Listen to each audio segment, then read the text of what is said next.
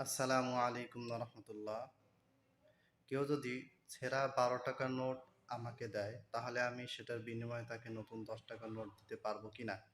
এটি সুদের অন্তর্ভুক্ত হবে কিনা?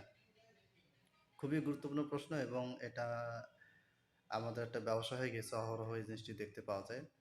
এটি অবশ্যই সুদ এবং হারাম, নিষিদ্ধ কাজ। এ থেকে বিরত থাকতে হবে।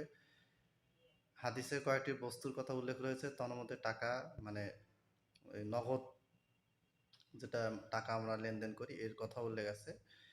তো কেউ যদি এটাকে বলে নুকুদ, টাকা ডলার যা আছে সবকিছু অন্তর্ভুক্ত, সেটা হচ্ছে যে সমগোত্রের একই জিনিস, অর্থাৎ হাদিসে বর্ণিত যে কয়টা বস্তু আছে সে কয়টা বস্তু সমগোত্রের যদি হয়, তাহলে সেটাকে কম বেশি করে দেওয়া নেওয়া করা যাবে না। যেমন ধরেন টাকা, আপনার কাছে একটা ১০ টাকার ছেঁড়া নোট আছে, একটা ২ টাকার ছেঁড়া নোট আছে। আপনি আমাকে ১২ টাকা দিলেন, আমি এর বিনিময়ে আপনাকে আমি ১০ টাকা চকচকে নতুন টাকা দিলাম।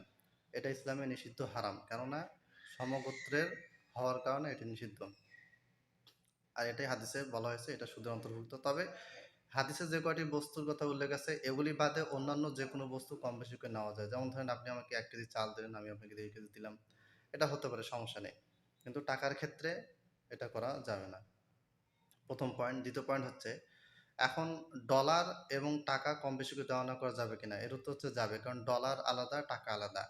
টাকা সম্পূর্ণ ভিন্ন জিনিস, ডলার সম্পূর্ণ ভিন্ন জিনিস। যদিও দুইটি অর্থের আদান প্রদান হিসেবেই ব্যবহার হয়, তারপরেও এটি ভিন্ন এই জন্য যে ডলারের মান যেটা সেটা নির্ধারিত থাকে, টাকার মান যেটা সেটাও নির্ধারিত থাকে। অর্থাৎ একই জিনিস কম বেশি করে দেওয়া হচ্ছে না, বরং দুইটা ভিন্ন জিনিসই একটার বিনিময়ে আরেকটা দেওয়া হচ্ছে। এখানে টাকার দাম ৮০ টাকা, যে দাম সেটা মার্কিন ডলার ৮০ টাকা সমান মার্কিন $১। কথার কথা ডলার কম বেশি হয়, একেক সময় একই দাম থেকে ৮৫ টাকা হতে পারে, ৯০ হতে পারে, ৭০ হতে পারে। সে যাই হোক, এখানে দুইটা দেশে দুইটা ভিন্ন মুদ্রা, একটার সাথে একটা কোনো সম্পর্ক নেই, সম্পূর্ণ ভিন্ন জিনিস। এটা এক শ্রেণী বা এক সমজাতীয় নয়। এজন্য এখানে কোনো রকম সুদ বা নিষিদ্ধ হওয়ার কোনো কন্ডিশন কোরআন হাদিসে পাওয়া যায় না। অতএব ডলারের ক্ষেত্রে, রিয়ালের ক্ষেত্রে এক কথায় এক দেশের টাকা আরেক দেশের টাকা এক্সচেঞ্জ করা যাবে, কম বেশি হলে কোনো অসুবিধা নেই।